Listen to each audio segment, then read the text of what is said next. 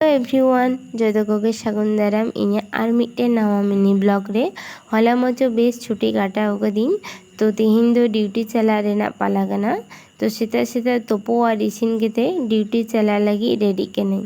तो चला अक्तो रे दा इन गया कारण सेता रे जहाँ ब्रेकफास्ट को आए ओना इन सला बाय नापाम लेन खाए बांग हजमत तयानवा दा तो बात कायपे नुई दो बर्षाकाल दो जो हर के पे बाड़े जो हर सलाग गे नापामत थानाय तो सेंटर रे पहुँचाव कते किछुक्षण पर गे पेशेंट हिजुग को धरेवेन तिᱧ तो उनको के झटपट आड़ा हो कते लांच किदें तारपर किछु खाता ताहेलेन तिᱧ उनको साराव कते ओड़ा हिजुग लगी जो किछु चाबी केते हिजुग कान ताहेनी तो किछु रास्ता धारे रे मिट्टेन बाहा नेल नाम केदा कोनो किछु যত্ন বানুয়া অথচ এত সুন্দর হয়ে গান তাহেনা অনেতে को মেন তাহেনা কিছু অবহেলা জিনিস তো খুব সুন্দর গে হয়ে ওঠে না তো রাস্তারে হিজু সময় সোচে তেহনিং যে চালা কেতে চিন জমা তো বিরিয়ানি জম সানাই গান তাহেনা তো হিজু অক্তরে বিরিয়ানি আগু তোরা কেदा